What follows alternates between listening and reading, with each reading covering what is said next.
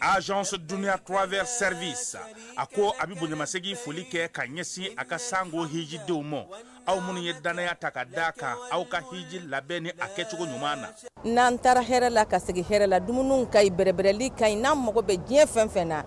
u ba bela jelen kanye donc ambu foku barkada directeur mi to ma no fe no e Amadou Maïgaye ajora jorola nyamo ya ko fenfen ajora jorola kaniso jamo la ka mago berebere ka koto mɔgɔw tala mɔgɔw tɛ min dɔ ka ɲɛ yira mɔgɔw la an y'o bara de sɔrɔ dunya la kumu kelen kɔnɔ a ko ka aw bɛɛ lajɛlen la dunya silamɛ minnu bɛ Mali kɔnɔ ani minnu sigiyɔrɔ bɛnnen don diɲɛ jamana wɛrɛw ma k'a fɔ san wɛrɛ o hiji ni o umura o baaraw labɛnw daminɛna ka ban o tumana aw minnu b'a fɛ ka hiji kɛ damu lakana ni basigi kɔnɔ Agence Dunuya a kɛmɛ ko fɛɛrɛ bɛɛ lajɛlen tigɛ ka hiji kɛcogo ɲuman kalanw bɛɛ lajɛlen labɛn ka bila aw ɲɛ min y'i k'a dɔn siyɔrɔ ni damu ye ka surunya aw ka bato kɛ yɔrɔw la dumuni lak'i ka sanuma o bi tobi ka bila aw ka bolo ka saga n'a ka waati bɛɛ lajɛlen la dɔgɔtɔrɔ jolenw olu bɛ aw nɔfɛ hiji kɛ yɔrɔ ani bato kɛ yɔrɔ wɛrɛw bɛɛ lajɛlen la yɔrɔ bɛɛ ani waati bɛɛ baw bolo kuma dɔ o ka wusa ne de sen ka di ye Agence Dunia Travel Service jɛɲɔgɔn kelen min bɛ aw ka hiji ni aw ka humura kɛ k'a ɲɛ ale de do o fana ni aw bɛɛ kunnafoni wɛrɛ ɲini a ye weleli kɛ 66 71 37 24 70 64 99 71 ni aw bɛɛ u ka yɔrɔ ɲini u filɛ ni hippodrome yɛrɛ la immeuble station Soma Yafula Kulukɔrɔ sira da la o fana min y'i k'a dɔn Agence Dunia Travel Service ye k'u bɛ dugawu kɛ hiji ni umura kɛcogo ɲuman a n'a musakaw ala k'a nɔgɔya silamɛ bɛɛ lajɛlen ye.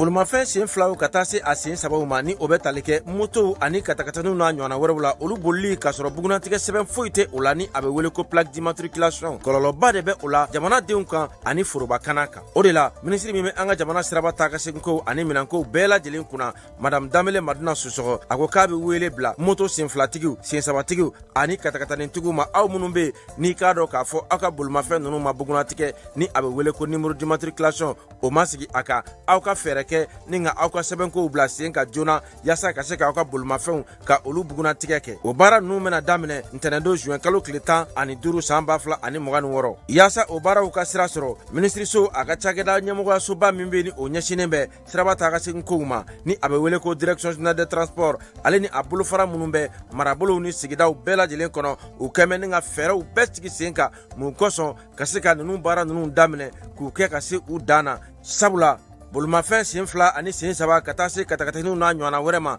minnu bɛ ni u ma bugunatigɛ fiyewu olu bolili bɛna kɔn Mali siraba bɛɛ lajɛlen kan wa maa tɛna bɔ maa la maa minnu bɛ ni olu bɛna i k'a dɔn u tulo gɛlɛya ka ni sariya ninnu sɔsɔ ɲangili bere bɛ ka u makɔnɔ k'a daminɛ sefa wari dɔrɔmɛ 200 la min sarali ye wajibi ye i jɔyɔrɔ la nɛgɛjuru sira fɛ o fɛnɛ kɔfɛ jamana ɲangili sariya ni a bɛ wele ko code pénal la o kɛmɛ ni ka kalo 3 kaso ka o yanga ka bila ka ni maaw makɔnɔ ani fo ka taa se alamani ma min dagosi bɛ taa sefa wari 24,000 na ni alamani ninnu bɛɛ lajɛlen saralen kɔfɛ i ka bolomafɛn a bɛ minɛ i la ni k'a lasago jamana fɛ fo ka taa fɔ i y'a sɛbɛn bɛɛ lajɛlen dafa waati min na a bɛ sɔrɔ ka segin i taya la minisiri min bɛ jamana siraba taa ka segin kow olu bɛɛ lajɛlen ɲɛnabɔli kunna a ko k'a dan bɛ aw ka faamuyaliko ɲuman a n'aw ka faso kanu na.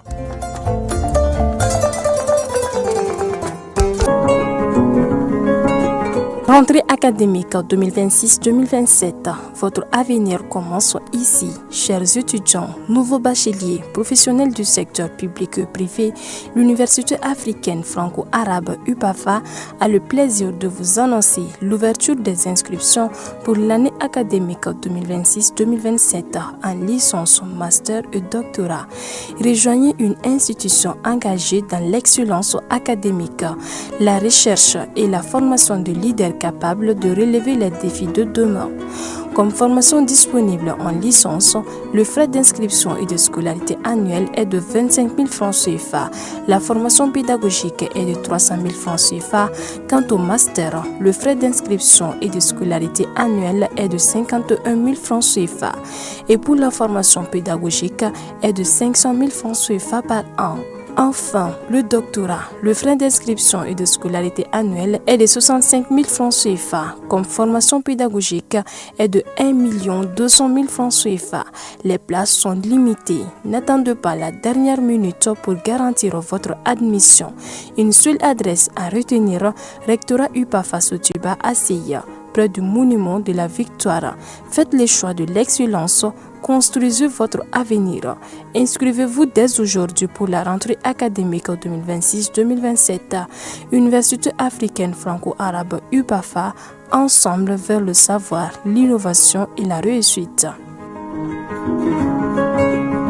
Funteni ani kurantige ka fura sɔrɔ o la a fɔ Emicom SRL yaasa i ka se k'i yɛrɛ tɔgɔ la kuran sɔrɔ i bolo su ni tile Emicom SRL nalen no kana wasa kɛ kiti min bɛ n'o bɛ tali kɛ éclairage la o b'u bolo ventilateur ta b'u bolo téléphone ni radio ka taa fara min ye batterie lithium kan min tɛ ban fewu su tile kara min ye ka taa minɛn ninnu sigi i fɛ yen o baarakɛlaw fana b'u bolo sɔngɔ o damatɛmɛ jalen no fantan ani naani bɛɛ lajɛlen fɛ min ye yɛrɛ tɔgɔla kuran ye su ni tile kuru kara a fɔ Emicom SRL n'i b'a fɛ k'u sɔrɔ sa nɛgɛjuru sira 84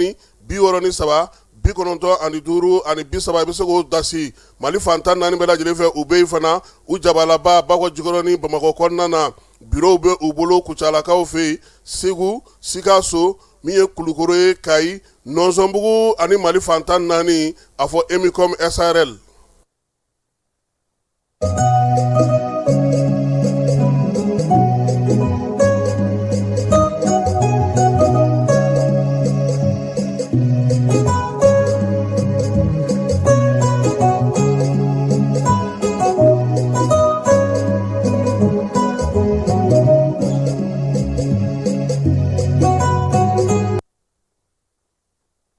Filɛbaw ni an lamɛnbaw k'aw bɛɛ lajɛlen fo k'aw bɛɛ lajɛlen waleɲuman dɔn jani sugandili la don o don ka se k'aw ka kibaruyaw sɔrɔ Mali kɔnɔ Mali kɔ ka diɲɛ fantan ani naani bɛɛ lajɛlen na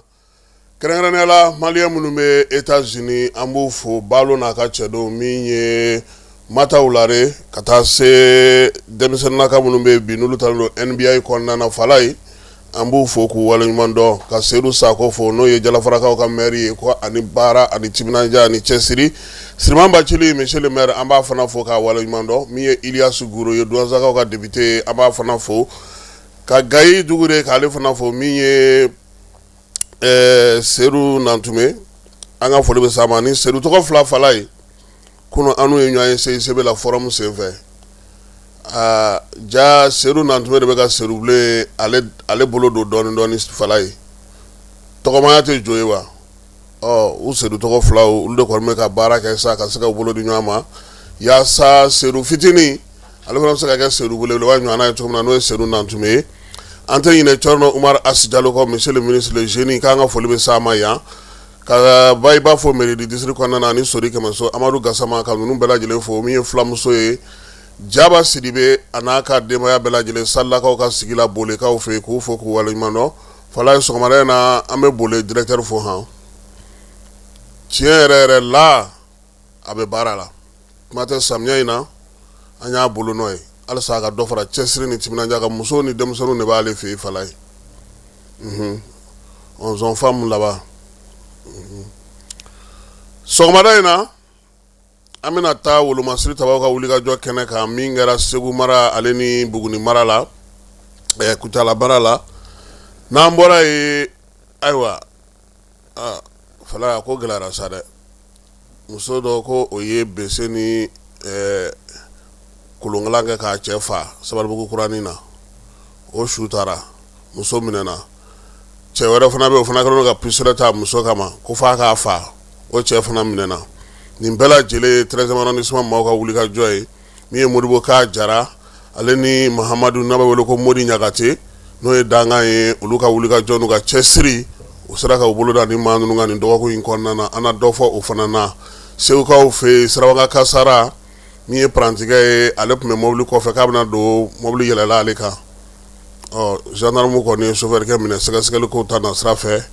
foramu n'o ye maliden minnu bɛ kɔ kan fala ye olu tɔgɔla fɛrɛ kɛnɛba o daminɛna kunungo an na t'o kɛnɛ kan université min bɛ faransikan ni arabukan sinsirin n'an ka jamana kɔnɔ n'o ye gafag maaw ye olu fana y'u ka kalansen dɔ sigi sen kan Famara ale taara ye Buguninkaw ko k'an ka sanu k'an nafa olu y'o baro sigi kɛ sa tile saba baro sigi don min ye maire ni préfet ye k'u wele ka na ka ɲɛfɔli k'u ye sanu ale ko la ani dugujukɔrɔfɛnw ko k'olu ɲɛfɔ olu ɲɛna Kayikaw fɛ denmisɛnninw olu ka ɲɛnajɛ tako 11 na n'o bɛ sigi congé kɔnɔ sa o sa o daminɛna Carrefour des Jeunes na Sikaso maa ɲɛmaw y'u bolo fa k'a to fala denmisɛnninw 6 min kɛra ɲɔgɔn tɛ ɲɔgɔnmanda ye kalanko hukumu kɔnɔna na maa min ye bɛɛ da defu la Sikaso ka don Jakarta kelen dira fana ma kunungo min ye madame le gouverneur n'o ye an yɛrɛ ka chérie ye Ram Kante Marie Claire ye ale yɛrɛ tun b'o ko kɛnɛ k'a ye fala ye ka se ka kalanso k'o fɛ an ka cɛkɔrɔba n'o ye Seydou Idrissa Traoré ye ala ale ka kalifa minɛ la nin kalo in tile 14 ni kunungo a ka janaja kɛra an n'an da don o fana na nin an ka kuma la kunbabaw ye bi sɔgɔmada in na sɔɔni sisan Ana Jara Falaye Keyita ani ne an bɛ jɛ k'a walawala a bɛ se k'a faamu cogo min.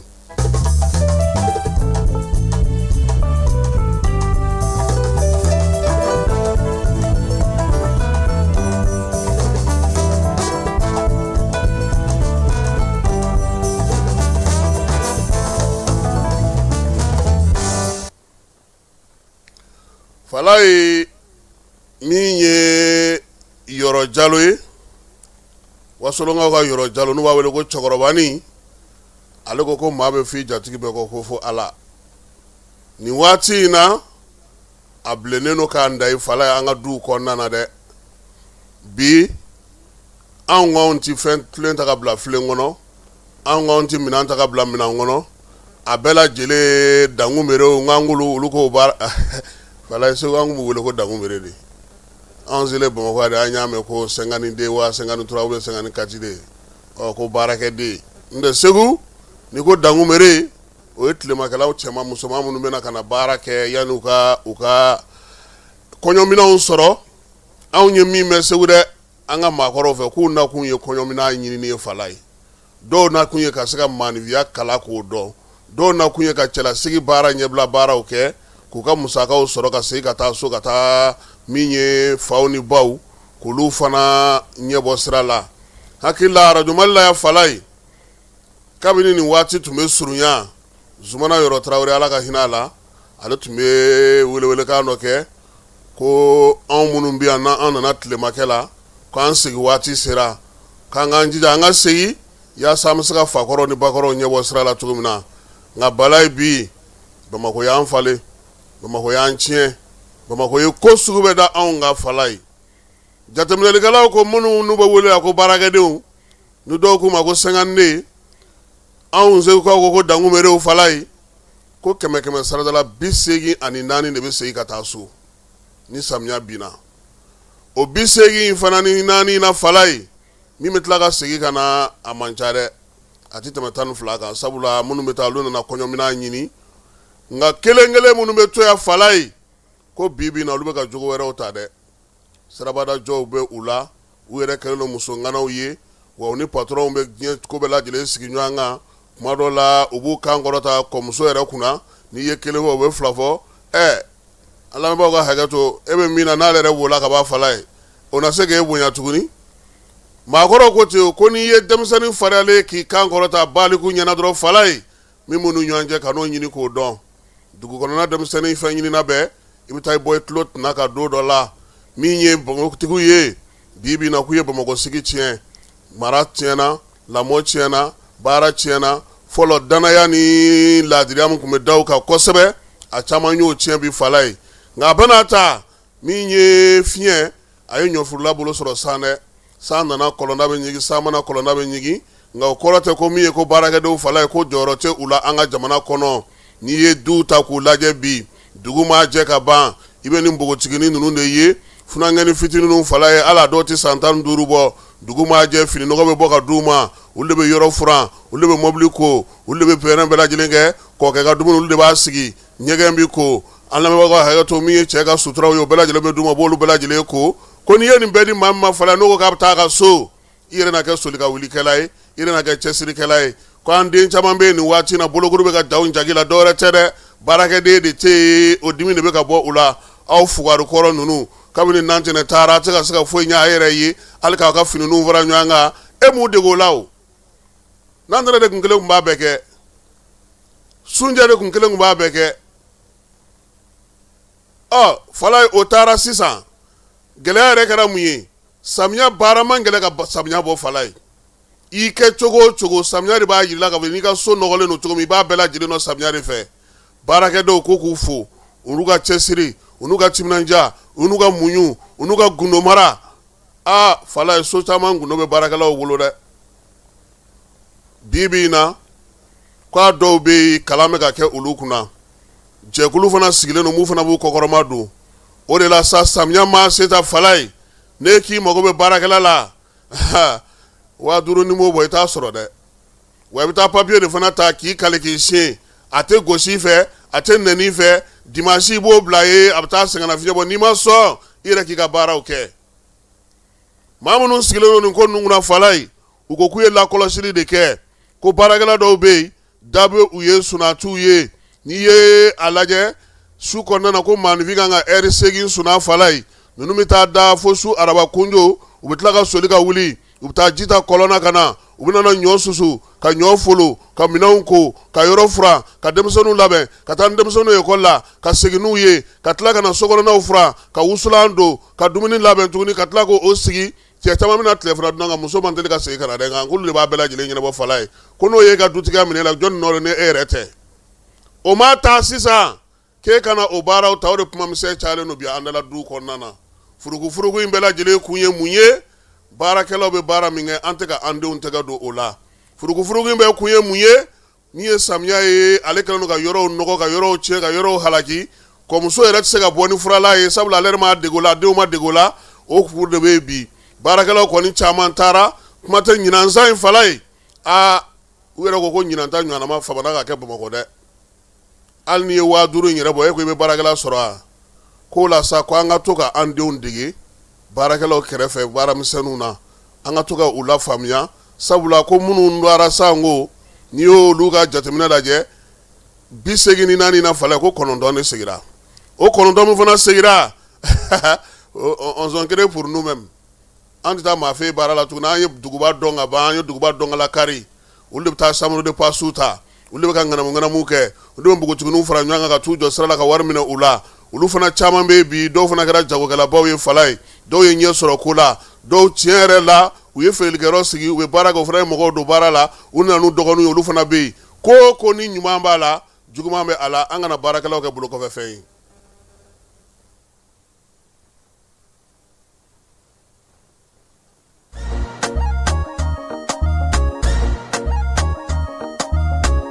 aw bisimila hôtel lafiya la n'i ko hôtel lafiya wulikajɔw bolodalen don walasa aw bɛ se ka lafiya sɔrɔ cogo min na ani hakilisigi aw ka séjour la anw fɛ Mopti yan kɛrɛnkɛrɛnnenya la Mopti Sevare ka kɛ ni kurantigɛtigɛ ye min ye hôtel lafiya Sevare ale ye wulikajɔw boloda ka se ka min ye awa fɛɛrɛ kɛrɛnkɛrɛnnen dɔw ta walasa aw bɛ se ka lafiya sɔrɔ cogo min na aw ka séjour la hôtel kɔnɔna na n'o ye ka panneau solaire installé min ye kurantigɛtigɛ o degun aw kana o ye séjour la l'hôtel yɛrɛ kɔnɔna na réservation ka kɛ kabi sisan min b'a to aw bɛ se k'aw ka séjour kɛ k'a sɔrɔ tɔɔrɔ tɛ aw kan degun tɛ aw kan hôtel lafiya. hôtel lafiya ale filɛ nin Sevare Bangetaba yanni ka se aéroport sirafara ma station laban i kiniboloya fan fɛ i bi jigin o carré fɛ mètre 200 bɔɲango hôtel lafiya ale cokolen bɛ i kiniboloya fan fɛ i bɛ se ka weleli kɛ nɛgɛjuru siraw fɛ 21 42 14 11 76 01 01 98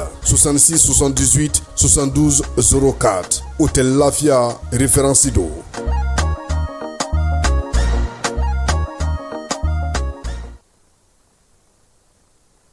bɛɛ lajɛlen ma aw minnu b'a fɛ ka voyager k'a sɔrɔ a ma degun sɔrɔ a ka voyage kɔnɔna na compagnie de transport Somatra u y'a kanu ka na ni kari kura caman ye kari minnu dilanna norme kɔnɔna na aw ka lafiya kama a suspension wo a climatisation a siège wo n'i ye kari jɔlen ye foyi tɛ jigi kɔnɔ i bɛ se ka don a kɔnɔna na cogo min na Somatra e ka kari Somatra ne ka kari Somatra anw ka kari o hukumu kɔnɔna na kari ninnu bɛ sira ta don ko don Bamako Segu San Moti Kucala ka taa se Sikaso ma Keɲeba Kita o ma ɲina Yoro di Sahel maaw kɔ ka taa se Kolokani Jijeni fo ka taa se Bɛnma ma Somatra fiɲɛ foroko Somatra ka wuli hɛrɛ la ka se hɛrɛ la ayiwa Wolomasiri tabaw ka dagatigi n'o ye Jean Élisée Daw ye ko k'a da bɛɛ lajɛlen tulo kan min ye armée a ka baaraw bɛ senna fantan ani naani bɛɛ lajɛlen fɛ tiɲɛ don jamana in ka bon nka min ye nzole ye u bɛ ka o da bi Bamancɔni juguwale kɛbaaw la Segu mara la Jabalikaw fɛ yen wulikajɔ dɔ kɛra yen min ye Kucala marabolo kɔnɔna na Mawukaw fɛ yen wulikajɔ dɔ kɛra yen Segu ta o kɔni kɛra Bamancɔni kɛbaaw ka mɔbili dɔ ye mugujugu o de tun b'o kɔnɔ u y'o bɔ baara la pewu min ye Mawukaw taw ye sa o kɔni kɛra Bamancɔni juguwale kɛbaaw dagayɔrɔ u n'u bolominɛw bɛɛ lajɛlen k'o bɛɛ halaki kimɛli o tun bɛ senna Jean Élisée ka bataki y'a fɔ cogo min na u bɛ wulikajɔ ni cɛsiri la sa yaasa Mali fantan naani bɛɛ lajɛlen bɛ se ka lafiya cogo min Jean Élisée Daw ko k'a da bɛɛ lajɛlen tulo kan armée ka nin baara ninnu bɛ to senna sa fo dugudenw ka lafiya fala ye kunun ko chauffeur minnu bɛ bɔ Jema ka na u ko an ma ko sira ko a gɛlɛyalen don ka bɔ Jema ka na Jijeni olu bolo bi ni armée bɛ se ka dɔ fara a ka escorte kan o bɛna na fisaya kosɛbɛ sabula nin waati in na minɛn caman b'a di u bɛ ka to de ta ka bɔ Dakar port la kabini armée wulikajɔ belebeleba in kɛ o fisayar'u ma sira kɔni ka bɔ Kayi ka na Jema alhamdulilayi siraba yɛrɛ ma ɲi dɛ nka olu kɔni bɛ se k'u démerder ka na n'a ye nka mun ka d'u ye bi Jema Jijeni armée ka wulikajɔ kɛ o sira in kan bi sabula ko halisa kelen-kelenninw bɛ munumunu salo la ye marifatigi kelen fala ye o man dɔgɔ kari tiɲɛni na dɛ ɔhɔ donc u ye wele bila an ma k'an ka kɛ u da ye k'a fɔ faamaw ye Jijeni Jema basigi bɛ se ka na a la cogo min na u ka wulikajɔw kɔfɛ tiɲɛ don armée bɛ taa ni ka segin kɛ sira kan nka olu bɛ fɛ escorte ka kɛ dɔgɔkun kɔnɔ siɲɛ kelen n'o kɛra o b'olu lafiya kosɛbɛ bi minɛn caman bɛ se ka tɛmɛ o la o de y'u ka laɲini ye armée ale ka wulikajɔ kɔnɔna fala ye bi sɔgɔmada joona in na nɛgɛ kanɲɛ 5 waati min ye camion 950 ye taji o de nana Bamakɔ kɔnɔna na DGCC maaw y'a yira sa k'a fɔ ko min ye Wolomasiri tabaw ye k'u ka nin sen baara kɛcogo ye olu yɛrɛ dabali ban pewu sabula min ye camion 950 ye armée y'a dɛndɛ ka na n'a ye baasi kelen o ma bɔ a la wa ko nin nana filɛ nin sa ka na taji mun sɔrɔ ye fala ye ko bɛna na basigiba de di jamana tajiko ma nin waati in na Mali fantan ani naani bɛɛ lajɛlen na wulikajɔ ni cɛsiri DGCC maaw yɛrɛ y'a yira sa k'a fɔ k'u kun ye tilali min daminɛ u bɛna na dɔ fara o kan yaasa basigi ni lafiya bɛ se ka na cogo min na min ye DGCC maaw ye k'u b'a ɲini sa dugudenw fɛ halisa u ka kɛ kɔlɔsilikɛbaa ye parce que n'a cayara ta fana anw bɛ don a la dɛ a ka nɔgɔn anw b'a feere a ma nɔgɔn anw b'a feere fala ye anw kɔni a fa bɛ daga da anw na o la sa ko ka jamana ɲɛmaaw fo u sera ka investi donc forum de la diaspora in n'a tako filanan ye ani kibaruya mun bɔra kɔnɔ nin kɛra fɛn ye fɛn mun kɛra vraiment bonya ye ka se tungarankew ma surtout tungaranke minnu b'a fɛ ka na investi minnu b'a fɛ ka na baara dayɛlɛ jamana kɔnɔ donc an ye discours lamɛn sisan k'a fɔ président de la république yɛrɛ n'o ye Assimi Goïta ye a ko ko dayɛlɛnnen don bɛɛ lajɛlen ni mun bɛ gɛlɛya sɔrɔ o ka na parce que fɔlɔ anw tungarankew ni de tun ye gɛlɛya ye an bolo cogo di i bɛna se ka investi jamana kɔnɔ cogo di i bɛ se ka installer jamana kɔnɔ mais an ye jaw minnu ye o b'a jira an na k'a fɔ ko forum ni a y'a kun bɔ. Bon forum nafa ye fɛnba de anw kan parce que non seulement u bɛ investisseurs b'u la minnu bɛ se ka anw dɛmɛ parce que an kelen an tɛ se donc ni mɔgɔw ye anw dɛmɛ an bɛ se ka ko caman kɛ ɲɔgɔn fɛ. Forum in jigisigi forum don danaya forum don hakilisigi forum don ka ɲɛsin maliyɛn minnu sigiyɔrɔ bɛn bɛ kɔfɛ jamanaw ma ka d'a kan minnu fɔra bi minnu yirana na ja minnu yirana na ani baara minnu bolodalen don n'o kɛra a bɛ kɛ sababu ye maliden minnu bɛ kɔfɛ u bɛ se ka segin ka na Mali kɔnɔ cogo min na ka na investi ka na baara kɛ faso ye parce que an caman bɛ yen a ka d'an ye ka na baara kɛ mais an t'a dɔn an bɛ sira minnu ta an bɛ don yɔrɔ jumɛn fɛ ka bɔ yɔrɔ min fɛ olu dɔnnen tɛ et puis a bɛ kɛ sababu ye maliden minnu fana bɛ kɔfɛ ka u ni jamana ɲɛmɔgɔw cɛsurunya k'u ni an ka ministères cɛsurunya o ni an ka institution fana cɛ surunya donc moi je pense que yɔrɔ la ne bɛ se k'a fɔ jigisigi forum de forum ni nafa ka bon kosɛbɛ n'i y'a jateminɛ Mali kɔnɔ a du ka dɔgɔn min ka mɔgɔ dɔ ti kɛnɛ ma Mali ye tunkan jamana de ye o tunkan jamana in maliyɛn minnu bɛ kɛnɛ ma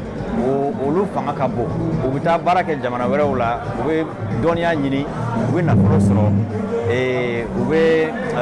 tubabu b'a fɔ cogo min ko compétence. Parce que ni ingénieur dɔ nana ani maliyɛn dɔ bɛna ɲɔgɔn rencontrer a bɛna f'u ye parce que ne n'a ɲɔgɔn sɔrɔ consulat baara la n ko m'a fɛ i ka n'i ka hakilinata dɔɔni di yan ne yɛrɛ bɛ invité ka na n b'i ka fɛɛrɛ ta i bɛ na donc an bɛna panel nin ta an ye mɔgɔ damadɔni sugandi. Il est ingénieur électro-aérospatial, mais il fait un peu de courant de l'air à Agnédon. J'allais dire déplacement courant de fer, par exemple, moto électrique, vélo électrique. Hali mo korbo bi se ka déplacer ni feni fitini ka soro ma warba bo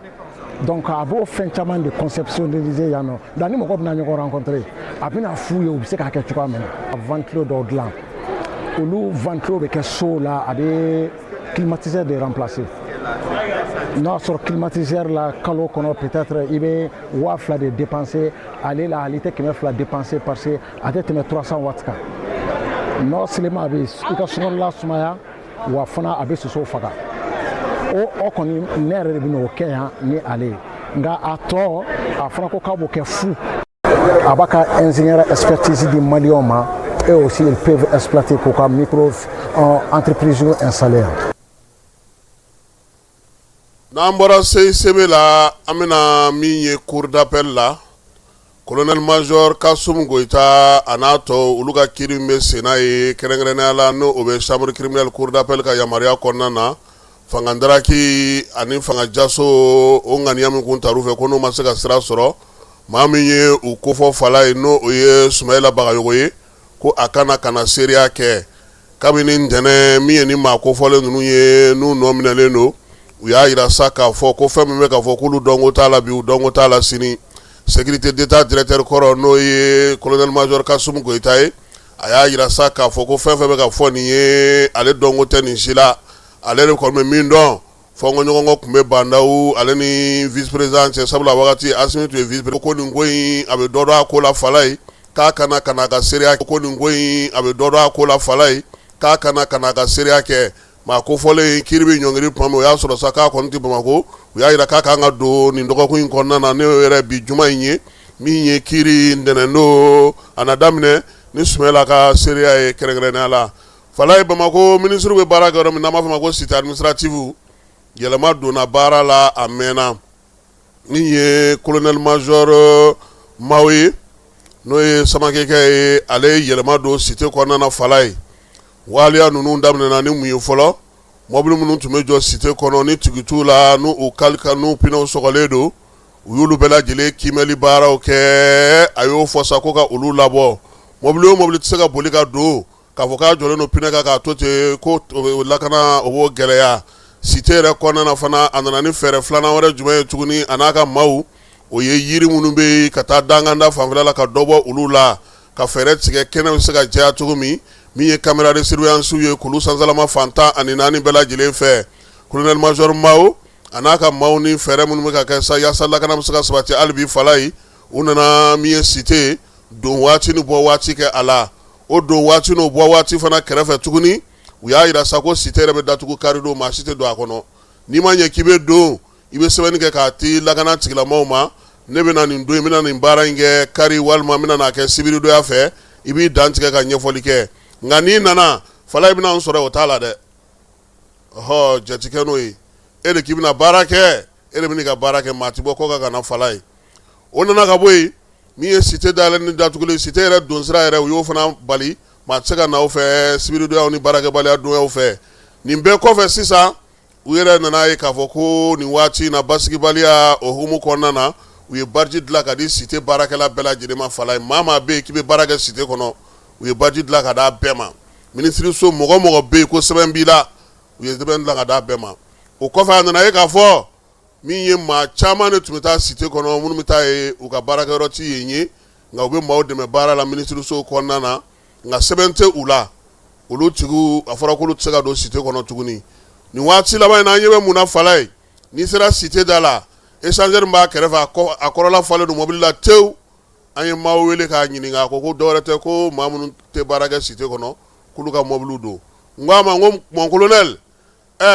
na aw mago jɔra anw na dun a ko n'an nana k'an bɛ mobili jɔ kɛrɛfɛ ko ka taama ka don ko k'an enregistrer ko bɛɛ lajɛlen bɛna na o de kɛ sisan ko sabula ko o ye sariya kura ye min bɛ cité kɔnɔna na min ye Bamakɔ ministre ka baarakɛyɔrɔ premier ministre bɛ yen ministre wɛrɛw bɛ yen maaw caman fana bɛ yen tuma dɔ la i bɛ taa sɔrɔ u ka réunion labɛnw bɛ kɛ yen directeurs bɛ a la n y'a ɲininka n k'olu bɛɛ bɛ se ka kɛ ko bɛɛ kan k'a kɛ n'i nana i bɛ jigin ka bɔ i ka mobili kɔnɔ i bɛ t'i tɔgɔ sɛbɛn papier bɛ d'i ma i kan ka taa yɔrɔ min i b'o fɔ o bɛɛ lajɛlen bɛ ta k'a kɛkun bɛɛ lajɛlen lakana bɛ se ka sabati cogo min na kunun ko an ye min sɔrɔ ka kɛ ni cité administrative ye a kibaruyaw ye o ye nin ye cité kabini a jɔra Fala ye taxi o ti don a kɔnɔ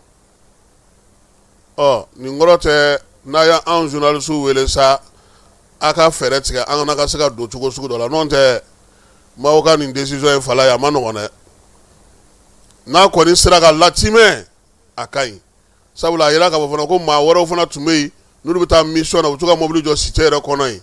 ka taa mission na mobili bɛ se ka kalo kɛ yen dɔw yɛrɛ tun bɛ ɲini u ka mobiliw ka kɔnɔna na yen u y'o bɛɛ de jateminɛ mobili minnu bɛ yen k'olu dɔn mun y'u yɛrɛ ta ye k'olu dɔn ka sɛbɛn kɛ maanifinw na minnu yɛrɛ bɛ baara kɛ cɔ i b'a dɔn k'a fɔ ko nin bɛɛ kɔfɛ Fala ye baarakɛyɔrɔ ɲɛmɔgɔ dɔw wulila ka na mɔgɔ dɔw la sɔnnadonni kɛ u kɛrɛfɛ u ko n'o y'a sɔrɔ papier bɛ u la k'u lakodɔnnen don jamana fɛ olu bɛ sɛbɛn kɛ ka d'u ma nka n'o t'u la olu tɛ se ka u yamaruya u kana don cité kɔnɔ wa feerelikɛla minnu fana bɛ yen olu kɔni donni nin y'o bannen cité kɔnɔ ka kɛ n'u ka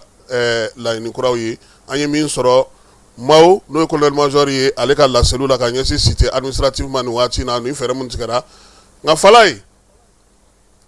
nin baara tɛ taa foyi ka fɔ laseli kɔ han u ka ɲɛfɔli kɛ halisa parce que décision ka di n'i bɛ a kunnafoni di maa parce que jamana fana ka baarakɛyɔrɔ don jamanadenw fana mago bɛ baara la baarakɛyɔrɔ in na u bɛ se ka par exemple i bɛ taa ci la yen i maa mago bɛ ministériso la i bɛ taa ka taa lettre dɔ di i bɛ ka taa fɛn dɔ di olu mɔgɔ minnu bɛ yen n'a bɛ fɔ o ma ko les usagers de l'administration a ka fɔ u ye nin ko in bɛ sen na nin de bɛna na kɛ nin de bɛna na kɛ pour que jamanadenw ka se ka bɔ a ko kalama ministre Dawudu ale ye bataki bɔ kunun ko Fala ye ko min ye sapeur pompier ni policiers ye k'u bɛna na cɛden ta kɛ han Fala ye maa 1000 o de bɛna na taa polisi kɔnɔna na n'o ye 1000 personnes ye min ye maa 500 n'o ye 500 personnes o bɛna na taa sapeur pompier kɔnɔna na Fala ye k'a sɛbɛnw bɛɛ lajɛlen kan ka di cogo min na hakili la k'a fɔ maa caman b'a ko kalama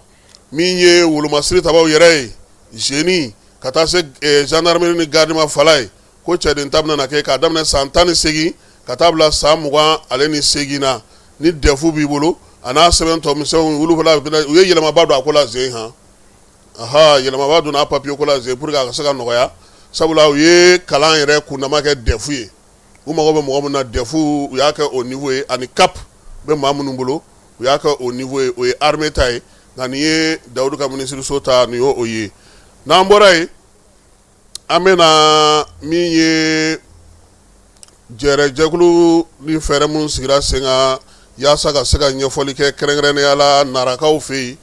an ka marabolo ni togodaw kibaruya an b'a daminɛ ni narakaw fɛ yen bi sɔgɔmada in na Fala ye fɛɛrɛ minnu sigira sen kan sa ka moto k'ale feereli k'o dulon nin waati in na motobaw bolili k'o dulon narakaw fɛ yen gouverneur n'o o ye docteur Amara Dunbiya ye général de brigade ale ye fɛɛrɛ kɛ ka maaw fara ɲɔgɔn kan ka ɲɛfɔli kɛ u ye kɛnɛ in kan sa DGCC ɲɛmaa min bɛ nara marakolo kɔnɔna na ale fana tun bɛ kɛnɛ kan kulukorokaw fɛ station tigiw b'a la ko tare nin waati in na ko taji kɔni bɛ u bolo fo a caman min ye taji yɛrɛ ye u sera ka dɔ bila kɛrɛfɛ station 15 bɛ kulukoro dugu yɛrɛ kɔnɔna na olu kɔni y'a yira sa k'a fɔ nin waati in kɔni na kɔni alihamudulilayi min ye taji ye u y'a sɔrɔ fo ka kɛ u sago ye wa min ye sɔngɔ ye mun fana fɔra gouvernement fɛ sa u bɛ k'a feere o sɔngɔ kelen kɔnɔna na yaasa dugudenw ka se ka lafiya tajiko ta nasira la sa gouvernement fana kelen don ka fɛɛrɛ minnu sigi sen kan kulukoro gouverneur n'o ye Lamini Kapori Sanogo ye ale ka fɛɛrɛw k'olu bɛɛ lajɛlen fana bɛ ka bato kayikaw fɛ Gawukaw fɛ Sanayi ale kintigi o ɲɛmaa kura sigira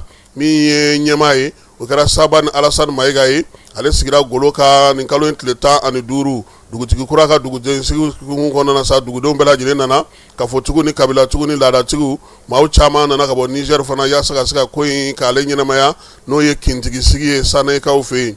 Kitakaw sɛnɛkɛlaw ko k'olu jɔrɔlen don samiya sensumayalen wa min ye nɔgɔ fana o ti ka sɔrɔ nin gɛlɛya in kɔnɔna na sa min ye sɛnɛkɛlaw ye welewelemada kɛ ka ɲɛsin CMDT maa minnu bɛ yen n'olu ta ye kɔɔri sɛnɛ ye k'olu ye dɔɔnin sɔrɔ nka mun ye balo sɛnɛnaw ye olu kɔni y'a jira sa ko jamana yɛrɛ ka wuli ka jɔ kɛ angɛrɛ sugu dilen don maa minnu ma fala ye bolo kɔni ɲɛsinnen n'u ma han k'u ka nɔgɔw ma ye hali bi sɛnɛkɛlaw sigilen don k'o kɔnɔ maasina musow bɛn ni kelenya cɛ fɔ ni kamɛ bɛ se ka sigi sen kan cogo min na muso 50 maasinakaw fɛ yen olu ta ka kalanbulon k'olu kunna baɲumankɛtɔn min bɛ n'o fɔ ma ko Carrefour ni yiriwali sira ale de kɛlen k'o sigi sen kan ONIFAM ka dɛmɛ kɔnɔna na yaasa ni musolaka ninnu fana bɛ se ka u cɛsiri u yɛrɛ cogo min na u sen ka don bɛn ni keleyaw ani ka se ka jɔyɔrɔw sɔrɔ jamanaw olu kɔnɔna na Segukaw fɛ yen sirabaka kasara dɔ kɛra min ye paranti dɔ sata ye kununko parantikɛ ale kɔni an ye kibaruya sɔrɔ cogo min ale tun bɛ mobili dɔ de kɔfɛ n'o ye bisi dɔ ye bisi ne kɔtɔrɔma bɔtɔ sa o y'a sɔrɔ ale tun bɛ fɛ ka na don da fɛ mobili nana yɛlɛ ale ka a sara a nɔgɔni yɛrɛ fɛ maa minnu ye waleya ɲɛ sa o y'a yira sa ko parantikɛ si bɛ san 18 na ale kɔni tun bɛ mobili kɔfɛ nka sofɛrikɛ tun b'a dɔn ko a bɛ yen a nɔgɔni fɛ sa sofɛrikɛ kɔni minɛna sɛgɛsɛgɛliw bɛ senna gendarmelakaw bolo Segukaw fɛ yen Buguni min ye préfet ni sous-préfet ye ka taa fara maire kan kalansen sigira olu kunna n'o ye tile 3 kalansen ye ka ɲɛfɔli k'u ye sanu bɛ se ka Buguni nafa cogo min na o hukumu kɔnɔna na sa baara in kɛkun ye fɛɛrɛ minnu sigilen don sen ka dugukoloko yɛrɛ la sanu ɲɛnabɔli ko ni dugukoloko ɲɛnabɔli ko ka se ka kɛ ka ɲɛ min ye jamana ka hakɛ min bɛ se ka sɔrɔ sanuko la fɛɛrɛ kɛrɛnkɛrɛnnen min nana sɔrɔ nin kɛnɛ kan sa o bɛna kɛ laɲini belebeleba ye min ye DNG maaw ye olu ka maaw bɛ kɛnɛ kan gouverneur n'o ye fulakɛ ye n'o ye wele ale yɛrɛ bɛ kɛnɛ kan ye ka taa se marabolo ɲɛmaaw bɛɛ lajɛlen ma maa bɛ sa ko sanuko ɲɛmaa bɛ olu bolo ale ni dugujukɔrɔ nafa ko olu bɛɛ lajɛlen ni Usmane wele bɛ ka nin baro sigi kɛ tile 3 don k'a kan ka kun cɛ ni sɛbɛn kɛrɛnkɛrɛnnen ye Kayikaw fɛ sifinw ka ɲɔgɔndan min bɛ kɛ sɛgɛnnafiɲɛbɔ waati kɔnɔna na o tako 11 baaraw daminɛna Carrefour des Jeunes kɔnɔna na dɔn tɛgɛrɛ seko ni dɔnko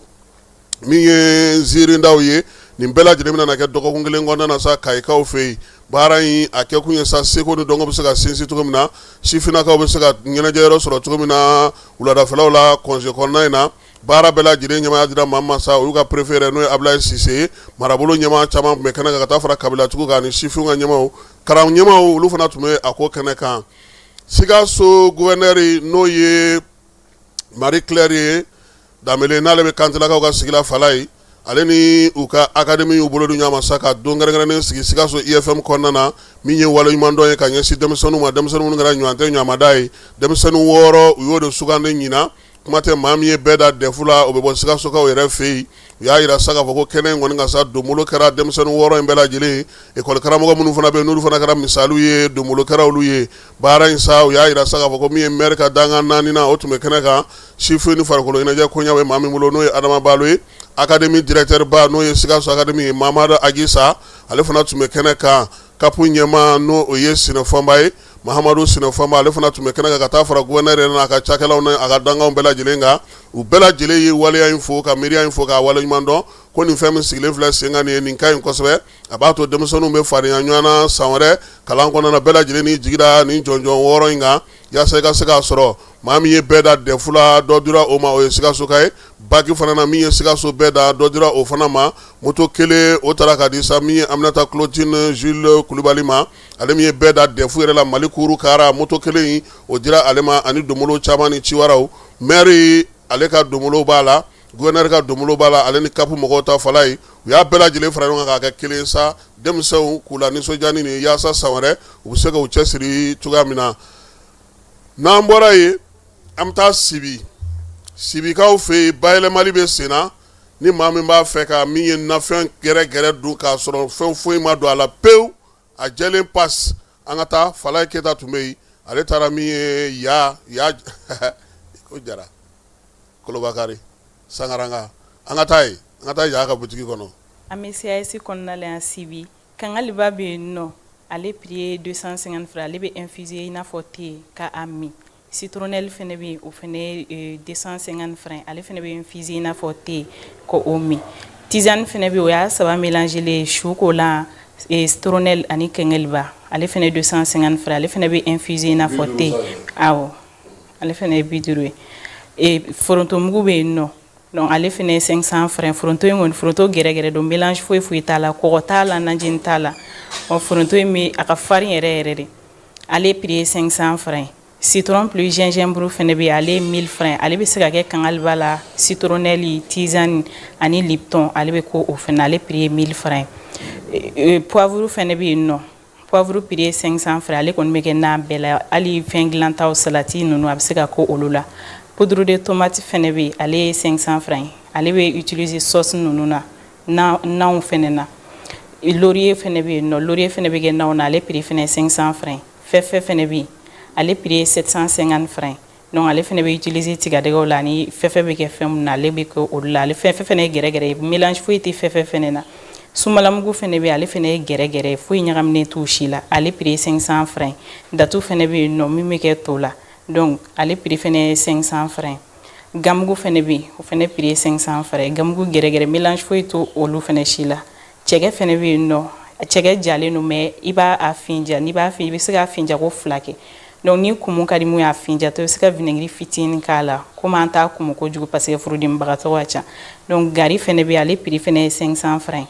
ale bɛ ji wɔlɔkɔlennin k'ale la donc n'a ɲiginna i bɛ sukaro nɔnɔ k'a la walima n'i ye ji wɔlɔkɔlen k'a la n'a ɲiginna dɔɔni i bɛ se ka sauce douanière k'a sanfɛ quoi a bɛ dun jus de mangue bɛ yen nɔ ale prix ye 2500 ale fɛnɛ ye gɛrɛgɛrɛ foyi ɲagaminen t'a la naturel ani jus d'oranger ale prix ye 2000 francs sukaro t'a la foyi t'a la lait fɛnɛ b'an bolo lait de vache bɛ yen ale ye 600 francs ani lait de chèvre ale ye 2500 litres jus fɛnɛ na jus zaban bɛ yen nɔ zaban jus ale ye 400 francs tomi jus fɛnɛ bɛ yen nɔ olu fɛnɛ ye 400 francs ani dabileni o fɛnɛ 400 francs tulu fɛnɛ bɛ yen tiga tulu a 5 litres ye 7500 10 litres ye 15000 francs awɔ mangoro jalen fɛnɛ bɛ yen nɔ ale prix ye 2000 francs miel ye 4000 francs ale fɛnɛ miel gɛrɛgɛrɛ mélange foyi tɛ miel fɛnɛ na a bɛ daminɛ 50 la ka taa se fo 3000 ma a gɛrɛgɛrɛ ko la parce que produit chimique foyi t'an ka minɛnw na a bɛɛ gɛrɛgɛrɛ an yɛrɛ b'a sɛnɛ ka tila k'a transformer yan nɔ donc an tɛ produit chimique foyi t'a la bon minnu bɛ fɛ ka sanni kɛ o bɛ ka na sanni kɛ sabula an ka produit kɔni ye gɛrɛgɛrɛ i n'a fɔ santé yɔrɔ la a ka ɲi o ma imagine produit chimique n'i mɛnna a dunni na a bɛ se ka bana caman lase mɔgɔ ma donc n'i bɛ produit gɛrɛgɛrɛ kan i ka bana bɛ dɔgɔya kɔni. ayiwa min ye sibikaw fɛ yen san n'aw sera yen hakili la k'a fɔ min ye nin nafɛn ninnu ye an na ninnu bɛɛ lajɛlen sɔrɔ yen ani da dumunifɛnw yaasa ka se ka aw sago sɔrɔ sibikaw fɛ yen don o don yɔrɔ in bɛ dayɛlɛ fo n'a bɔra karidon na kalanso min sigilen don sen kan ipafa ni ale ni turikikaw kɛlen don k'u bolo di ɲɔgɔn ma bi ka kɛ ni jɛrɛjɛkulu min sigilen don sen kan n'o ye gafagi ye ale ka wulikajɔ senfɛ sa u y'a yira sa ko bolodi ɲɔgɔnma in ale kɔni bɛna timɛ ka taa yiriwali sira fɛ AES jamanaw ni turiki bɛ se k'u bolo don ɲɔgɔn bolo cogo min ka se ka kalansen sigi sen kan Mali turiki ka se k'o kɛ fɛɛrɛ kɛrɛnkɛrɛnnen yiriwali ta na sira fɛ AES jamanaw kanu na o kɛra barosigi min n'o ɲɛnɛmayara turikikaw ka lasigiden b'an ka jamana kɔnɔ ale fɛ Famara Berete ale tun b'a ko kɛnɛ kan. Dancɛ ko ti kalan ni dɔnniya ɲini na dɔnniya ɲini de bɛ jamanaw kalan ka sɔgɔ ɲɔgɔn na bolodi ɲɔgɔnmaw kɛ ɲɛta ni yiriwa siraw fɛ o hakilina in de ye sanfɛ kalanso IPAFA sigi kan o siratigɛ de la u ye ni baro kɛnɛ sigi kɛrɛnkɛrɛn la Mali AES jamanaw bɛɛ ni Turki jamana ka bolodi ɲɔgɔnma bɛɛ lajɛlen ka nafaw kama. Nafa min b'a la vraiment an content aujourd'hui an ye ambassadeur Turki an y'a rencontré bi vraiment étudiants ani enseignants u ye faamuya caman sɔrɔ conférence na parce que an y'a kɔlɔsi k'a fɔ Russie kɔfɛ ani Chine Turki de ye troisième partenaire stratégique ye Mali la donc an ye na ni ambassadeur ye pour que an bɛ se ka Turki faamuya an bɛ se ka Turki kalanko faamuya an bɛ se k'a lajɛ an ka kalandenw minnu ye parce que an b'a fɛ ka programme Turki kɛ yan nɔ langue turque an b'a fɛ ka kɛ université kɔnɔ an kalandenw minnu sera ka kalan ka Turki kalan n'u sera n'u b'a fɛ ka continuer kalan na u bɛ se ka taa Turki directement parce que u bɛ se kalan na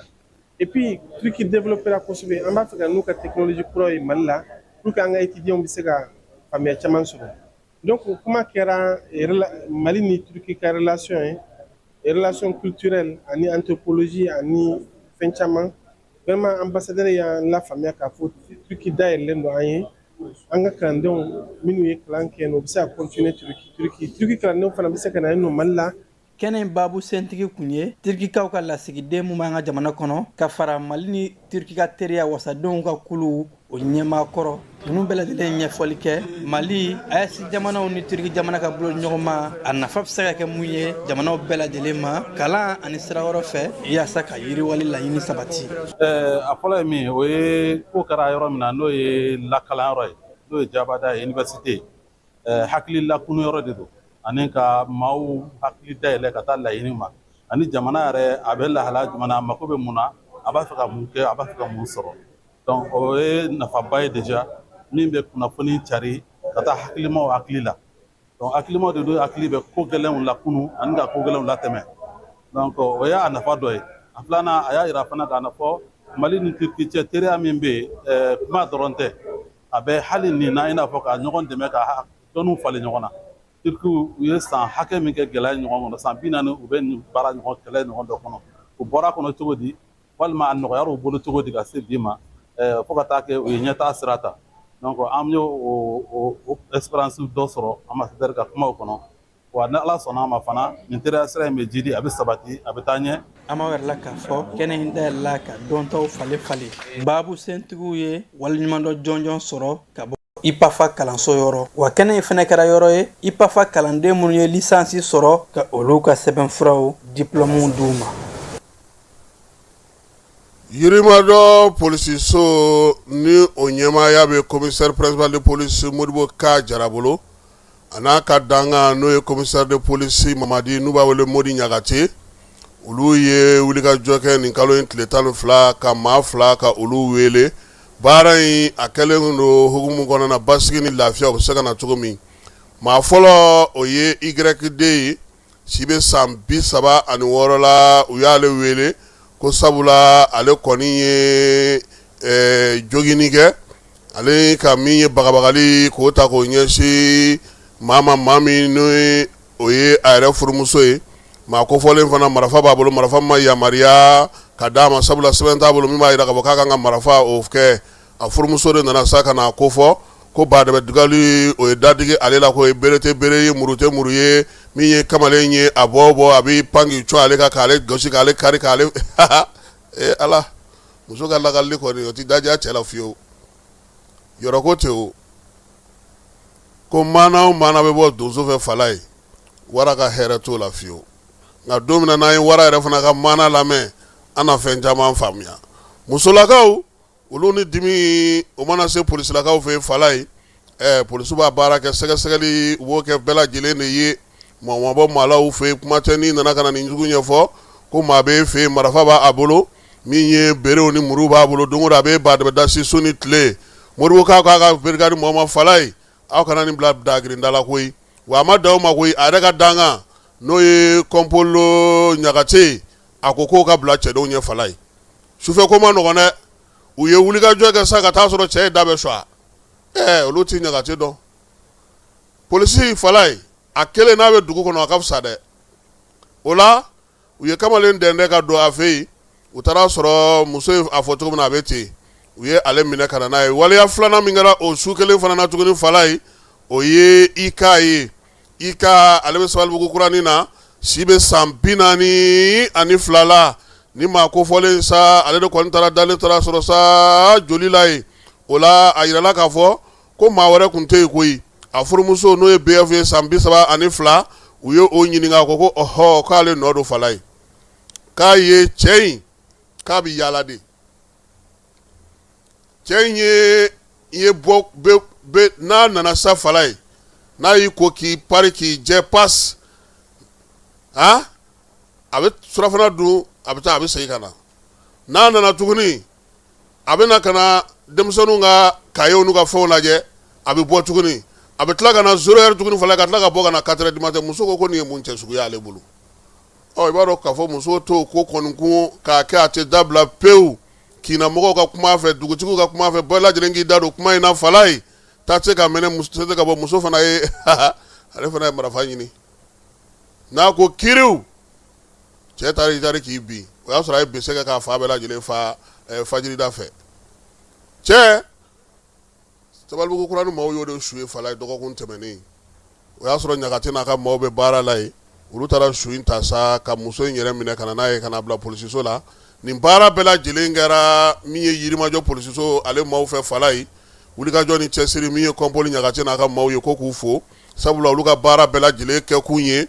contrôleur général de police Yusu Kone n'ale police directeur ba ye a yɛrɛ bɛ nin waati na taamana Wagadugukaw fɛ yen sabula AES polisiw bɛ ɲɔgɔn ɲɛla yen ale ka miiriya kɔnɔna ni ministre Dawudu ka dɛmɛ ye min ye wolomasiri tabaw ale ni polisilakaw Dawudu ye min ɲini u fɛ fala ye maaw n'u bolominɛw ka kisi dugubaw ni dugumisɛnw kɔnɔna na taa ni ka segin ni basigi bɛ se ka na cogo min na u ka baara kɛ u ka hakɛw kɔnɔna na min ye polisilakaw ye kuma tɛ Moribo Ka na ale ye Yirimajɔ polisiso commissaire ye fala ye k'a b'a ɲini dugudenw fɛ u ka jɛ u n'u ka jɛ ka baara kɛ n'u ye sigana fɛn o fɛn ye waati o waati nɛgɛjuru sira 101 101 n'u y'o kɔri dɔrɔn fɛn bɛ sɔrɔ sɛbɛn fasirila maa min fɛ o ye Kɔnpoli Berete police direction na nka anw yɛrɛ ka faranga b'a la ha sabula nin ko in an yɛrɛ bɔra a ko kalama fala ye an yɛrɛ ka faranga bɛ Kɔnpoli ta ka nin sen n'an bɔra yen an bɛ taa e fan fɛ an bɛ sɔrɔ ka na kɔkan kibaruyaw la.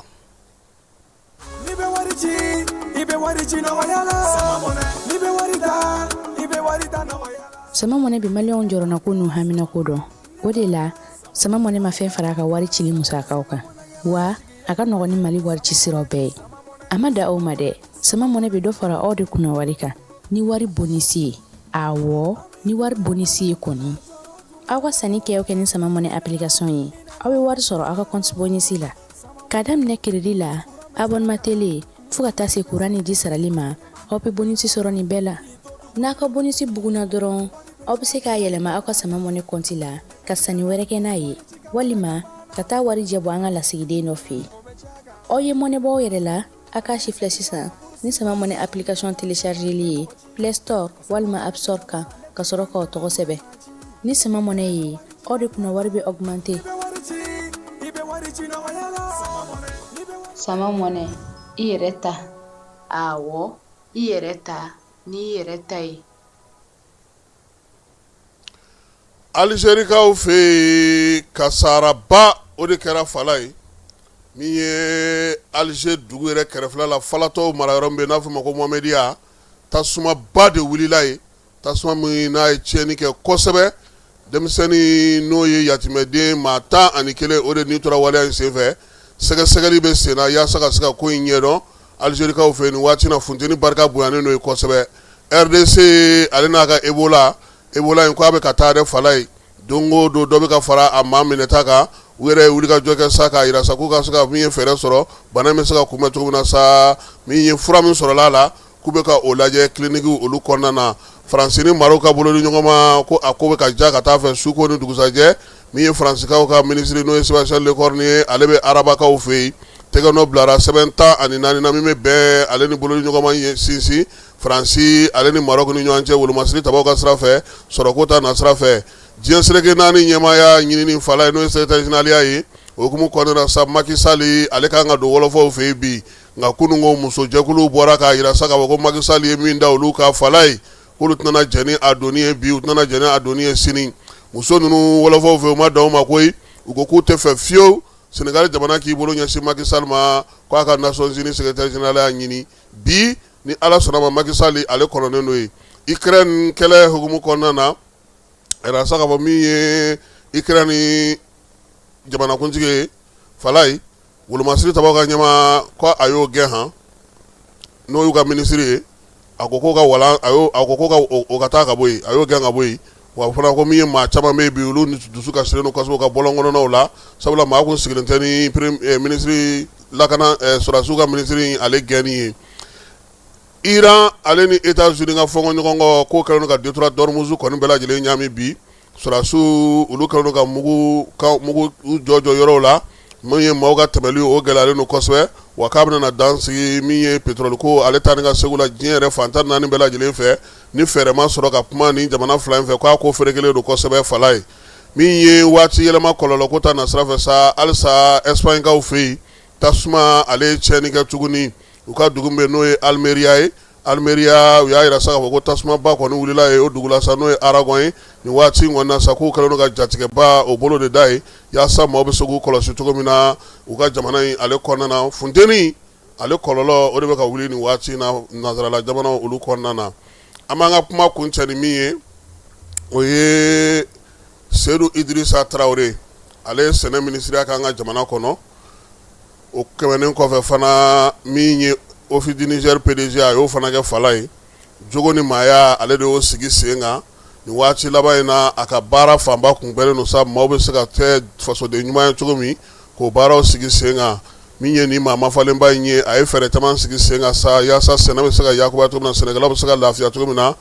jogo ni maaya fana kɔnɔna na u ye baara caman kɛ yaasa jamanadenw fana bɛ se ka kunu cogo min na ka se ka fasoden ɲumanya baaraw kɛ nin juillet kalo in tile 14 ala ka wele sera a ma k'a si to san 80 na min ye narenakaw ka dan kelen ye a ka janajaw kɛra a yɛrɛ fɛ yen kunungo maɲamugukaw fɛ yen min ye fure sa u y'a sutura a yɛrɛ ka so kɔnɔna na fala ye i n'a fɔ a y'a laɲini cogo min na limanaw terisiraw ni balimasiraw bɛɛ lajɛlen nana kɛnɛ kan ka na min ye tasibila kɛ Seydou Idrissa Traoré ye maa min don a kɔni jɔyɔrɔ bonyana fana wa a bɛɛ lajɛlen kɔni sɔnna min ma nkalon namara ni janfa a tile kelen a ma sɔn ka don o la sabula a ko ko ban ka fisa ni janfa ye fala ye an bɛ dugawu kɛ Seydou Idrissa Traoré ala k'a dayɔrɔ sumaya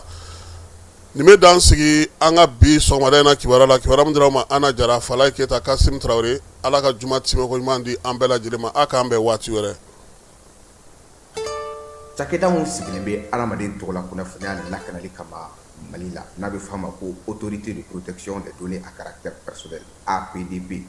u kɛlen don ka wulikajɔba daminɛ Bamakɔ suguba kɔnɔ wulikajɔ in laɲini ye jumɛn ye ka ɲɛfɔli kɛ ka fɛsɛfɛsɛli kɛ ani ka suguba kɔnɔ mɔgɔw dɛmɛ ka formalité déclarative ka se ka o musaka sara ka sɔrɔ wuli ka bɔ u sigiyɔrɔ la formalité déclarative bɛ se ka ta vidéo surveillance kan a bɛ se ka ta gestion clientèle kan a bɛ se ka ta gestion de la paix kan o n'a ɲɔgɔnna caman missionnaire ninnu u labɛnnen don APDP gilet la ka APDP badge d'u ma ka tila ka ordre de mission officiel dilan ka d'u ma formalité déclarative ninnu a musaka bɛɛ lajɛlen bɛ se ka sara trésor paye fɛ trésor paye ye falandɛrɛ dayɛlɛlen ye jamana ɲɛmaaw fɛ walasa jamana kɔnɔdenw bɛ se k'u ka redevance bɛɛ lajɛlen sara ka sɔrɔ k'u ma wuli ka bɔ u sigiyɔrɔ la trésor paye bɛ labaara i ka téléphone ou bien ordinateur fɛ o musaka ninnu saralen a jagoyalen don APDP agent kan u ka reçu d'i ma reçu min sanfɛ i b'a ye i ye musaka min bɔ i y'a bɔ kun min na QR code dɔ b'a la i bɛ se k'o scanner walasa ka a sɛbɛntiya k'a fɔ k'i ka sarali ɲɛna APDP b'a da jamana kɔnɔdenw tulo kan k'u ka agent minnu bɛ terrain kan u labɛnnen don ni gilet ye ka tila ka APDP badge d'u ma ani APDP ordre de mission officiel nin wulikajɔ in fɛ APDP bɛ k'a ka service gɛrɛ jamana kɔnɔdenw na walasa adamaden tɔgɔ la kunnafoniya lakanali bɛ don ba la an ka jamana